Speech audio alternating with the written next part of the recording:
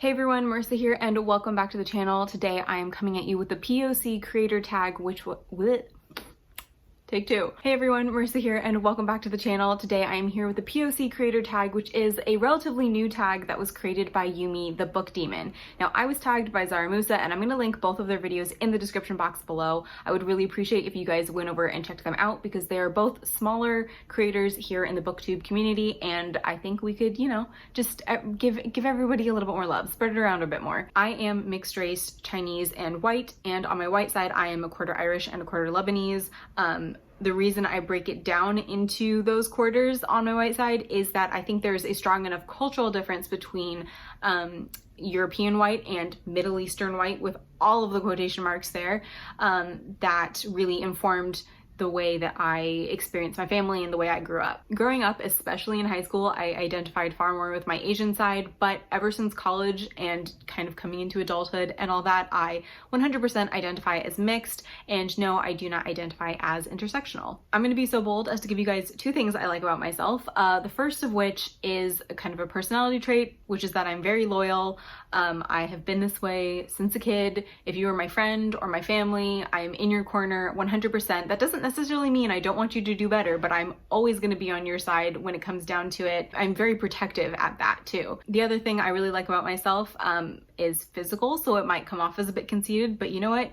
If you don't love yourself, who will? And that is my eyebrow area. Now, I grew up insanely conscious of my eyebrows, mainly because I was one of those little very hairy kids with a unibrow, which according to my mom was very cute and endearing, but like she's super biased. It was not that cute. I have this very vivid memory of being in 5th grade, eating lunch with all my friends, and then one of the boys turning to me and saying, "I figured out what's wrong with your face. You only have one eyebrow, not two." I think that was the day I went home to my mom and was like, "We have to do something." At which point I started threading, which I do not recommend because it hurts like all heck.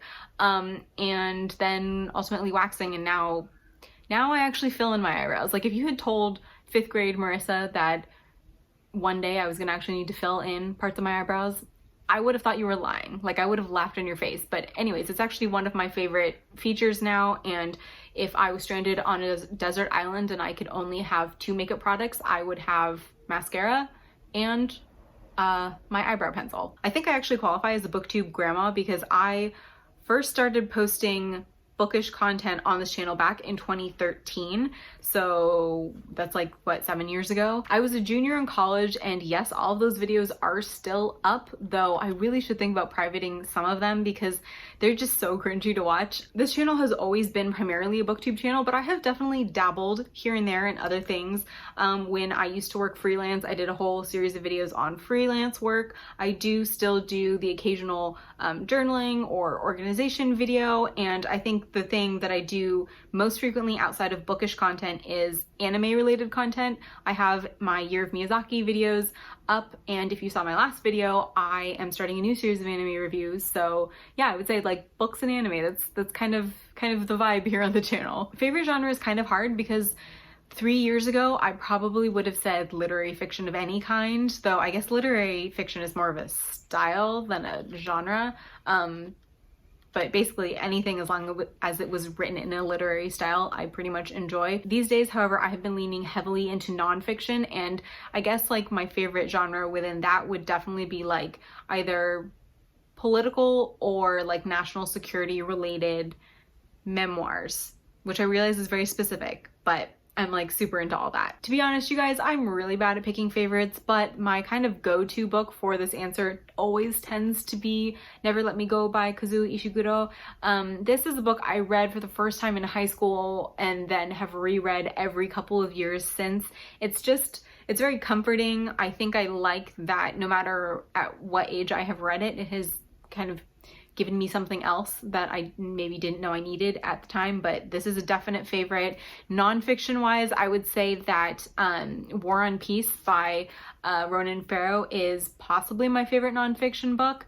And then classics wise, like anything by Jane Austen or Huck Finn. Love those books. For favorite POC authors, again, I would have to start off with Kazuo Ishiguro. I haven't read a ton of his work, but everything I have read, the writing has just been so beautiful. I just I love his writing. Another literary POC author who I love is Jhumpa Lahiri. This is probably my favorite book of hers that I've read so far. I'm in the middle of her other short story collection right now. This won the Pulitzer Prize. This is what I used to write my senior thesis in college, and she's one of those writers where she really minds the specificity of her specific Bengali American experience, and yet it feels like the conclusions she comes to are so broadly applicable to everyone's experiences that it's masterful. It's the only way I can describe it. The other POC author I wanted to mention is rather new to me, as in I only discovered her writing like over the past like month or so, and that is Robin Wall Kimmerer. She is an Indigenous author from the Potawatomi Nation, and she writes, I think her most well-known book is Braiding Sweetgrass, which is a masterpiece. I gave it like 4.5 stars, I think, when I first read it back at the end of March going into June. And I'm sorry, end of May going into June, but on retrospect, I'm gonna have to go back and just bump it up to 5 because I have not been able to stop thinking about that book. It's that good. Her writing is unlike anything I've ever read. It's kind of a mix between nature writing, because she is a botanist by trade. It's a mix of nature writing with kind of like indigenous mythology and traditional wisdom with personal memoir, and it's glorious. And I wish she had more books out, because everything I've read by her, all 2 books of hers, are phenomenal. Unfortunately, I'm not super clued in on indie authors in general, let alone POC indie authors, but I do have one book and one author I wanted to mention.